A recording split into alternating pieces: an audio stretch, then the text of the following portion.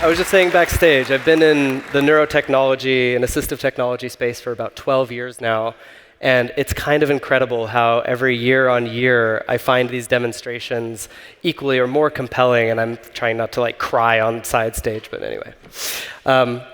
Next up, we're going to be moving into our next session. So this is Revolutionizing Accessibility, Next Generation Brain-Machine Interfaces Unveiled. So I want you all to just for a moment imagine being able to search the internet, control a robotic arm, do digital art, all with nothing but just the power of your thoughts.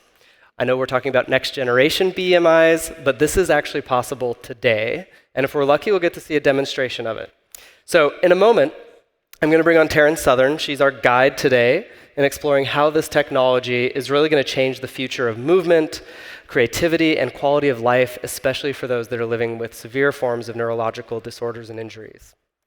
Taryn is a storyteller, she's a strategist, she's a creative, and she's been pushing the boundaries of what technology can achieve for a long time now. I've known Taryn for a little while, and I can just tell you, she really brings a kind of 1 in a million skill in communicating across domains, so this should be a lot of fun. And so she puts the skill to use quite often, making contributions at that intersection of AI and neurotech. As a content editor, Taryn has amassed over 1 billion views on her creative work. She released the world's first AI-composed pop album, which you should definitely check out. She produced a Tribeca film documentary, I Am Human, that explores all the facets of neurotechnology. She also serves as an advisor for BlackRock Neurotech, who develops implantable brain-machine interfaces for people living with late-stage ALS and spinal cord injury. So what I'm trying to say in all of this is Taryn is a bit of a force of nature. Taryn's also going to be welcoming to the stage with her via video conference James Johnson and Jorge Gamez. So I actually had the pleasure of working with these two incredible individuals when I was a postdoc at Caltech, so it's fun to reconnect with them here. Jorge is a postdoc in the Biology and Biological Engineering Division at Caltech, and James Johnson is a pioneer in implanted BCIs. So he actually volunteered to be implanted and is literally driving the field forward. And I mean that because he literally drove a car from across the country using nothing but his thoughts at one point. So maybe he can tell you about it. But I will stop there, take no more of your time. So please welcome with me to the stage, Taryn Southern.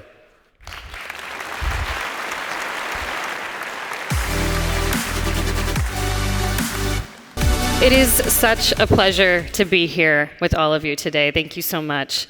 So as Sumner said, my name is Taryn Southern, and I'm often asked how I got into the field of neurotechnology, given my background is in storytelling, not science. And the answer really lies in this quote from Arthur C. Clarke. It's my absolute favorite quote. Any sufficiently advanced technology is indistinguishable from magic. And I believe I have the coolest job in the world because storytelling is really the bridge between imagination and discovery, between technology and magic.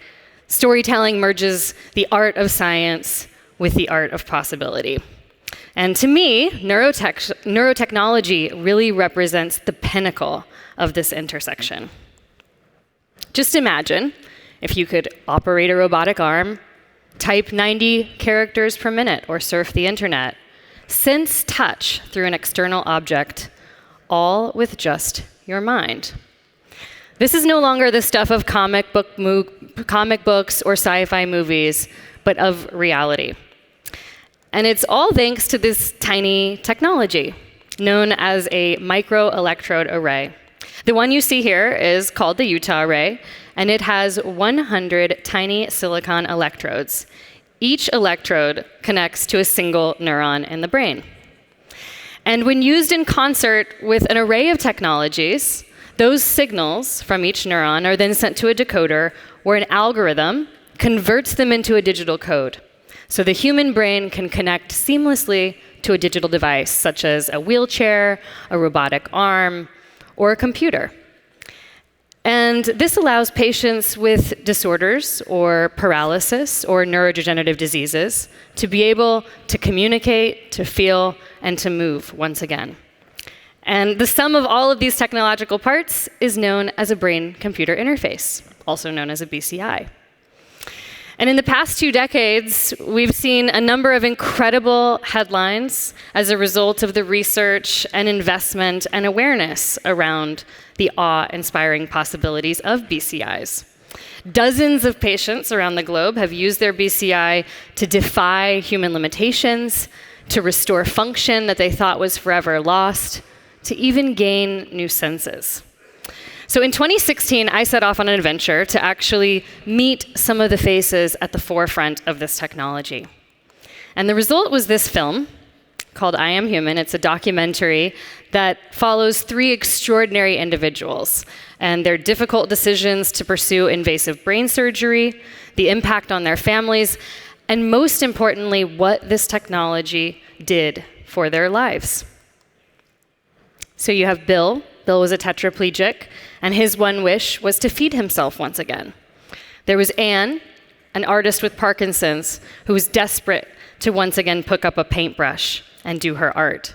And finally, Stephen, who was afflicted with a neurodegenerative disease that left him blind, and he was desperate to regain his independence. Now, I'm not going to ruin the film for you. You'll have to watch it to see how the stories of these individuals evolved. But I was so inspired by both their stories and the story of possibility and hope that this technology brought to their lives. So since my film debuted, I've been working with BlackRock Neurotech, which is the company responsible for the microelectrode array that you saw pictured, and the company responsible for the most human research studies with BCIs. And I've been very fortunate to get to work with or meet many of the patients that you see pictured behind me. And unlike the comic books or the sci-fi films, these individuals do not wear capes, nor do they star in blockbuster movies, but they are absolutely charting new frontiers in science and redefining future possibilities for people with disabilities. And today I want to introduce you to one of these individuals, James Johnson, who is absolutely incredible in every single way. Here's a little snippet of his story.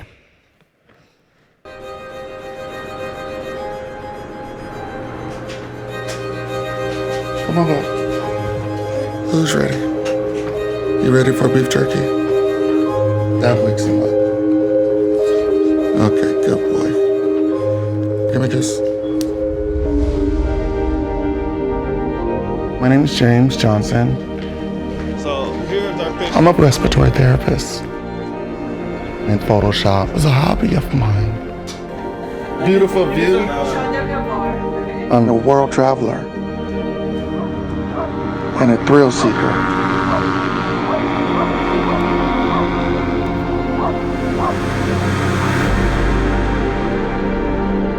But I was involved in a paramotor accident, causing my neck to snap. I instantly knew I was paralyzed.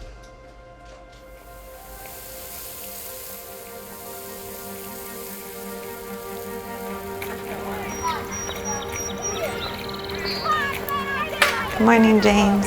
Good morning. Did you sleep okay? Yeah, I slept pretty good. I went to bed early. Yeah. You don't look tired today. What are you trying to say? Okay.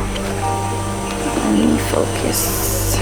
I knew that I could possibly succumb to my injury. I'll get this arm. That's really good. Pizza delivery. But family, it gave me hope that everything will work out. Coming home, I had a lot of anxiety about how we're going to manage this. How was I going to earn a living if I can't move? You want to start low and just really make sure that you check. I started going on rehab at Casa Colina. That's good enough for me. Over the course of time, they started to move my arm. But one of my goals was to get back on the computer. I didn't know how, but I really wanted to get into Photoshop again. And then Casa said that there's a study they wanted to do with Caltech where your brain can interface with a computer. I didn't even hesitate. I said, sign me up. Please welcome my friend James Johnson and scientist Jorge Gomez from Caltech, live from Los Angeles. Hi, James. Hi, Jorge. How you guys doing? We're doing great. Good morning from here. It is very, very early over there. It is. It's a little after 5 a.m.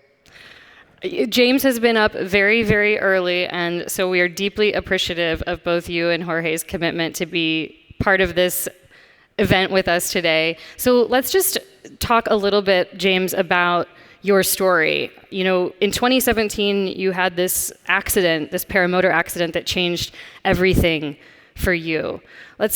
Tell me a little bit about what were the challenges that you faced right after the accident and what made you decide to sign up for this study? Well, as I mentioned before in the video, I was a healthcare worker. I was a respiratory therapist and a registered nurse.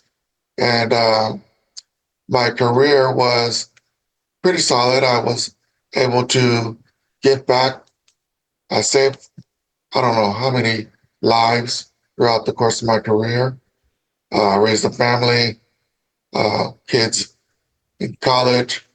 But then one day, it all was taken away from me. I was paralyzed, unable to move. And getting back to, or getting some semblance of my previous life was really challenging. But thanks to this technology, I was able to find a way to regain some of what I had lost. And that's nothing short of a miracle.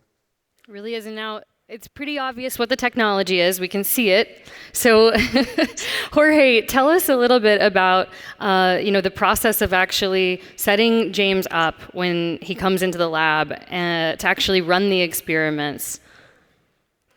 Yeah, sure. So James has two brain chips implanted in his brain. So we can see the two connections, the two pedestals that protrude from his skull. So every time that he comes to our laboratory, we have to connect these cables that we can see on his head. And then we start doing some tasks, some simple tasks that allow us to read his brain signals. And we use that signal to train a machine learning algorithm that is decoding the motor intentions of James. So every session, every day that we work with James, we have to start training these decoders, and that process takes around 10 to 20 minutes, something like that. So it's not a fun process, I guess, but the result it's very interesting. I think we will see some examples today. Yes, and when you train the decoders, it's essentially because the brain is always changing, is that right? So whenever James is about to run experiments, you have to make sure that the electrodes are actually pointing to the right neurons?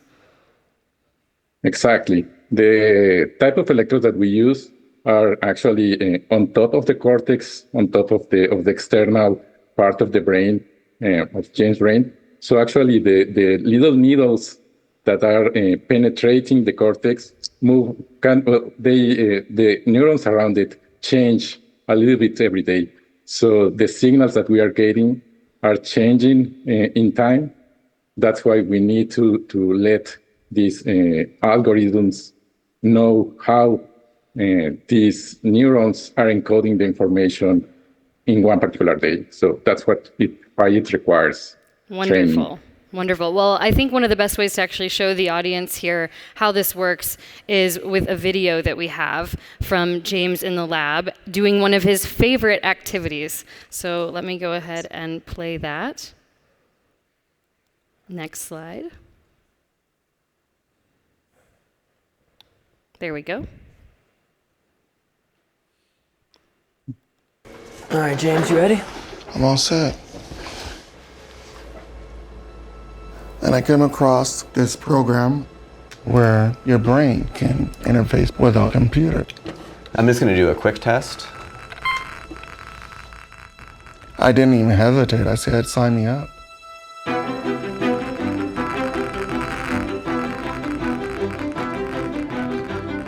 All right, so what we have here is our view into James's brain. Each one of those neurons is telling us something about what James wants or experiences in the world. And we can use that to train statistical models and allow his brain activity to drive motion of the cursor. I'm imagining following that cursor, kind of like a PlayStation controller.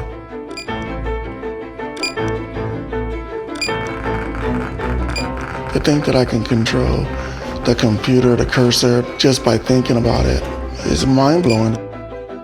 But now I'm going to apply it to what I love to do the most, Photoshop.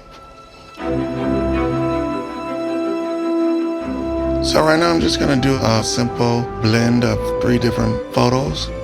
We're going to put her face in the background, get like a soft brush that allows me to fade and make my brush a little bigger. I'm just gonna fade. We need to create a new Bob Ross series with you in Photoshop. So here's some of James' art that he has created in Photoshop using only his interface. It's so impressive. And last year, there we go.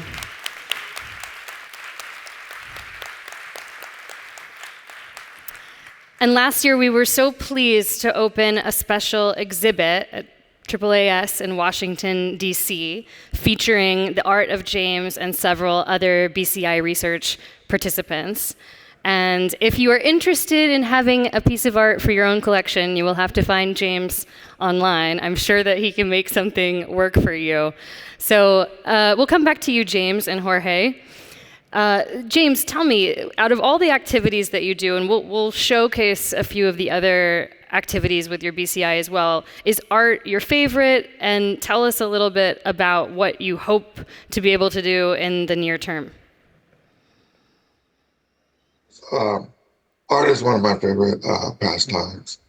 And also, I love to do other things involving like the robotics, the arm, moving the arm, and because every time I get on get set up, it's always something new. Whether it be controlling a computer interface or controlling an external device like the HoloLens, VR, it's always something new. And we're always pushing the boundaries of the level of control that I actually am able to exhibit. And one of my hopes for this technology is to develop some type of exoskeleton or a robotic that I can attach to my hands, because as it is, I can't close or grasp with my actual hand. So if we can put an external exoskeleton that would allow me to close my fingers and grasp again, then that would give me a greater degree of freedom to really create some incredible pieces in Photoshop again. Sure. I mean, and you could even pick up a physical paintbrush. You could be cooking in the kitchen. You could do so many things with a robotic arm that allows for you to do that. That makes sense. Right. Jorge, for you, what has been the most challenging aspect, on the science side of getting these experiments to work? Because it looks so seamless. We watched that video of James, and I can't tell you how many people have seen that video and thought, wait, I'm confused. Isn't he just using a cursor? And you have to explain, no, that's just him thinking about moving the cursor, and he's doing it with the same speed and seeming effortlessness as one of us on Photoshop. I mean, quite frankly, James, you're way better than I am at Photoshop. I think that one of this technology is still in its infancy. So actually it has a lot of moving parts, the cables, the electrodes, the algorithms. So it's always hard to make everything work at the same time. So some days, one of our participants sometimes says, Some days it works, some days it doesn't. So I guess that's one of the challenges, that every day we have to be figuring out what those small changes that could be degrading the performance of our BMI. And how important, given that this is a conference on AI, how important is the role in AI and machine learning in the control of these devices? And have the breakthroughs in AI over the past few years given you more optimism for the future about the level of control that we're seeing James currently exhibiting? Of course.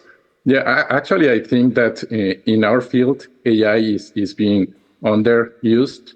I think there is a lot of space to incorporate new algorithms that can actually decode brain signals better, and that will give James more control. For example, one of our main findings in our laboratory is that the human brain is more complex than what we expected. So from these brain chips that brain has implanted, we can actually decode the movement of all James' body. We are not limited to only one finger or one arm. However, this is a new discovery, and we are still developing the algorithms that can make use of this new science knowledge that we have. I didn't even know that. That's incredible. So just to make it clear to everyone in the audience, when James is thinking about using a device, he's actually thinking about moving, a finger or moving his arm, and that's what is being decoded. So what you're saying, Jorge, is now we're looking at being able to decode James's entire body. Him thinking about moving other aspects of his body will also translate into digital commands. Exactly. Yeah, that's what we have seen. The science says that we can do. However, we now need to create the technical aspects that can use this information. It's not as simple as it sounds, because the brain encodes information in a particular code that we need to decipher, and that's what we are working now in having the algorithms that can actually decipher this more complex information about the whole body. That's incredible. All right, well, we need some AI researchers to help out Jorge and James so that we can make that happen. Okay, so let's talk a little bit about why it's important to use implantable technology for these kinds of tasks. I think for the everyday person, oftentimes we're exposed to brain technology through EEG, for instance. What is it about implanting the technology that makes the kinds of magical possibilities that we see here on screen actually possible? Actually, the human brain has hundreds of billions of neurons that are working at the same time. So with EEG technology, for example, what we can record are the information of hundreds of thousands or millions of neurons at the same time. So it's very hard to get a clear signal. The signal is noisy, and it's hard to interpret what the signal means, and actually it changes across subjects or across persons and people. So it's not easy to use the same algorithms on different people. However, with these intracortical recordings, actually what we are getting is the information of single neurons. The neurons are the units of the brain that actually transmit information. So we can see the zeros and ones inside the brain with a much higher fidelity of the signal. So it's easier to interpret what these signals are doing. It's still a work in progress, what we are doing, but that's the main difference between EEG and intracortical recordings. Yeah, we get a better signal. We start with a better signal. Sure. Now, James, obviously going under the surgical knife for this kind of research is no small task. So let's talk a little bit about that. When you decided to sign up for surgery, was that a hard decision? How did your family feel about it? Well, of course, my family was concerned about me having to undergo brain surgery to get implants. And however, my wife and I are both medical professionals, and we both understood more or less the reasoning and the science behind putting implants on top of the brain. Particularly, I worked with neuro patients in the past in my career. So, having said that, I was quite familiar with the areas of the brain that they wanted to put the microchips into. So I was okay. And after careful discussion with not only my wife but my kids as well, we felt that it would be okay. And before this whole venture into the BCI, I was concerned about what can I do to continue my legacy of being able to give back, because that's what I love to do prior to my accident. But I felt that this avenue would allow me to rekindle some of what I had lost, and again return to giving back to those who need that hope and inspiration. That is so, James, only you are thinking about that, and it's one of the reasons that I adore you so much. And yeah, let's hear it for James.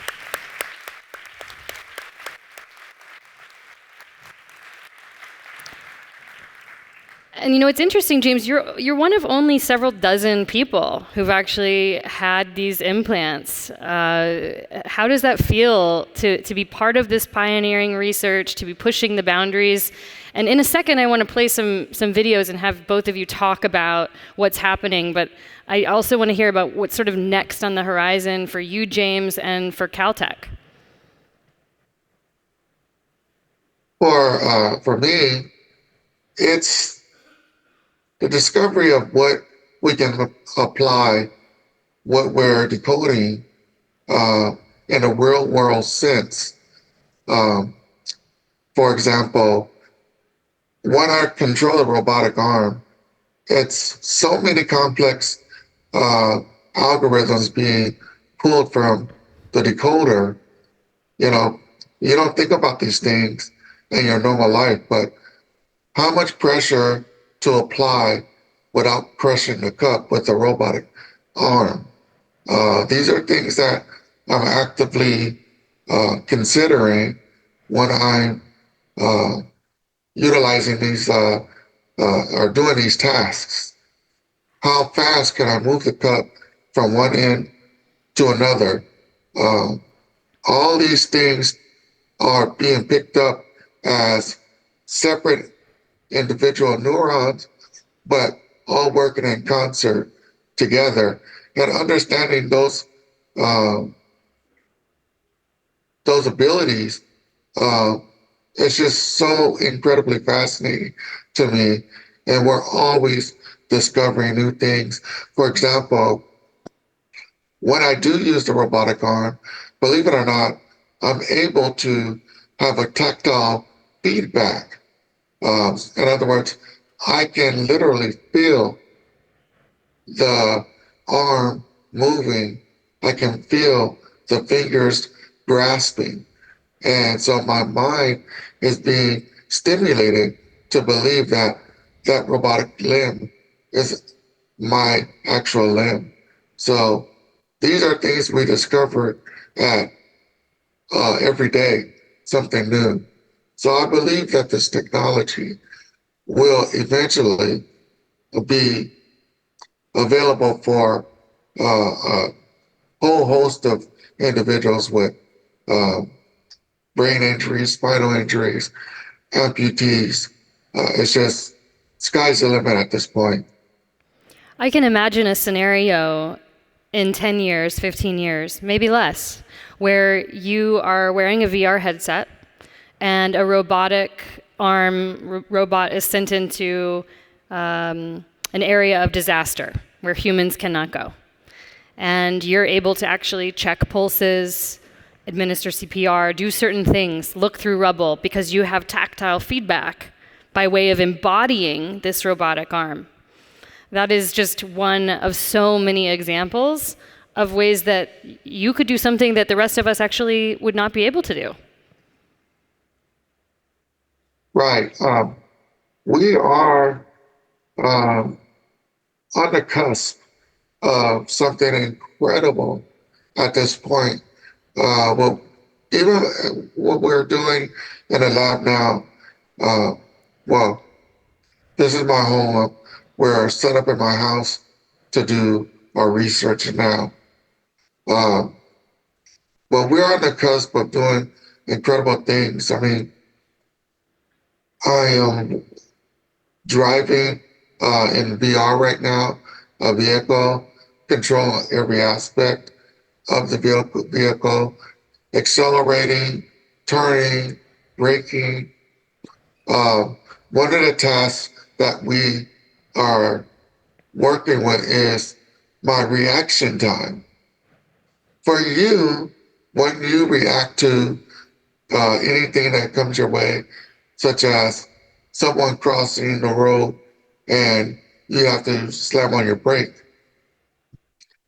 your reaction time may take a few seconds or milliseconds to go through your arm to your hand, to your legs, to your feet, in order for you to elicit a response in the form of braking, right? For me, I don't have to go through those body parts. I just instantly can react. I can instantly push the brake just with thinking about it because I'm a lot faster.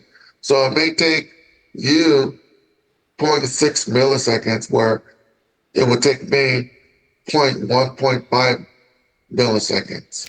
Okay, we get it. So you're a better driver than I am. Yeah. With your BCI. Absolutely Yes. unbelievable. Now, I want to let you all know we were planning to do a live demo here today with James. And unfortunately, he wasn't feeling well this morning. And so I'm just so grateful that you could even be here with us. So they didn't have time to actually run the decoder, which, as you heard, can take some time. So unfortunately, we won't be able to do the live demo, but we have prepared some videos so that you can see in real time what James' capabilities are. And so let's pull up some of these videos, and then James and Jorge, feel free to jump in and just talk about what we're seeing on the screen. So let's start with the first one. James, I think you're playing a video game here, is that right? Right. So, like we mentioned before, when we're decoding, the decoder puts out an algorithm which is interpreted by the Caltech team. And then we're able to attach those algorithms to certain body parts. In this instance, I'm controlling the character with my right thumb, the movement, the direction of the character. And with my left index finger, I'm actually pulling a trigger so that I can control the shooting.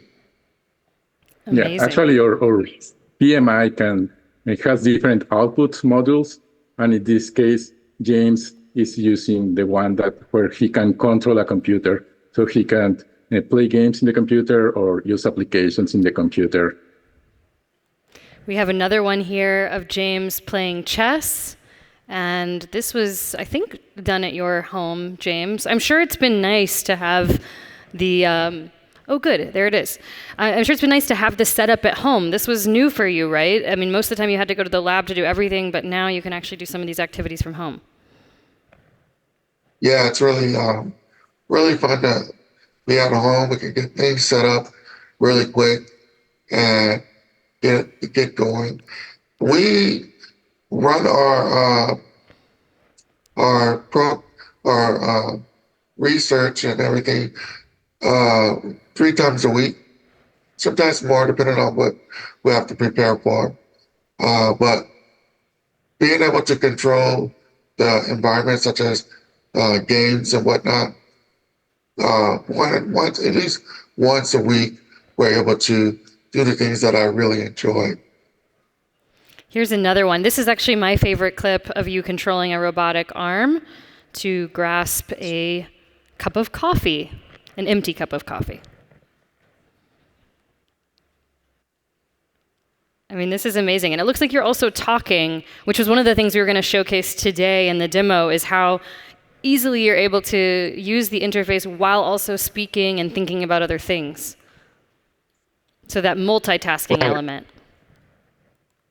Right, yeah. So I can do many things while I'm controlling the BCI. It's almost as if you are on a computer and you're able to type without looking, or play an instrument without really focusing on the keys, like a piano. That's how seamless it is to control the devices. And here you've Yeah. got a HoloLens. Is this what you have on your face? And is that helping you? Yeah, I'll let Jorge explain what's going on with that. Yeah, part of our research in the laboratory are hybrid BMIs. So in this case, James is wearing a HoloLens, that's an augmented reality headset. And we are using computer vision algorithms with controlled algorithms too, that mix these signals with James' brain signals, with James' intention, so that he can control the robotic arm more smoothly. And this helps him to do more complex movements, such as the cheering that we saw that he did with Sydney. She was a student here for a summer with us. I love how you're integrating all of these different technologies to improve the outcomes. That's so exciting.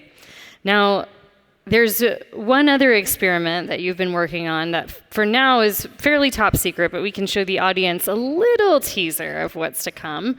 So tell us about how this experiment began. I think it was maybe a year or 2 years ago, James, when you began working on this.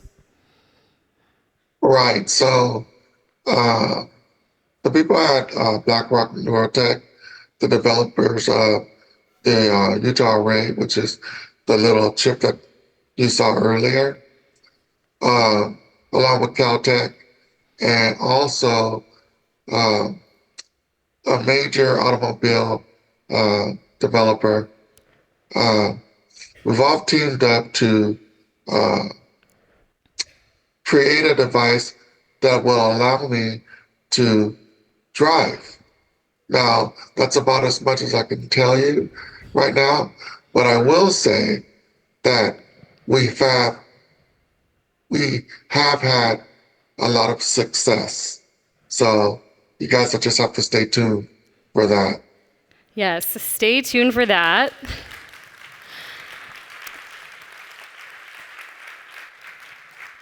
We do have a little clip here that I'd like to play of James training, so you can just see the training in action.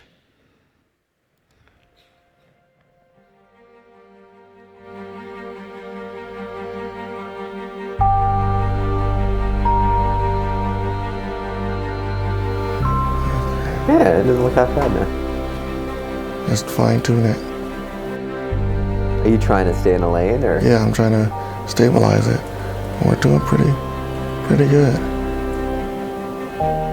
This is the first time we've applied what we're doing to a real world event. Me being able to drive with my mind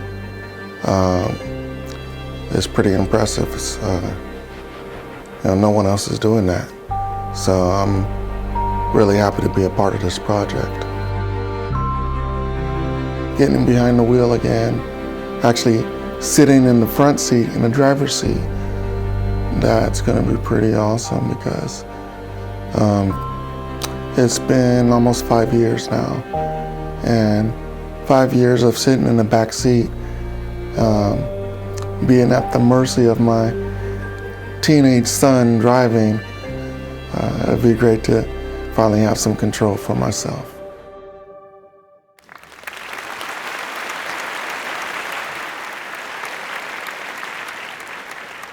So yes, stay tuned for the final results of that study.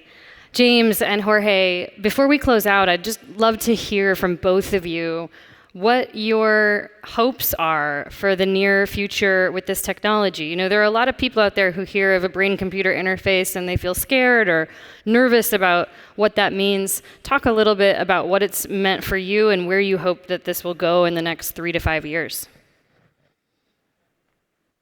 For me personally, again, I would like to get behind the wheel and gain more independence.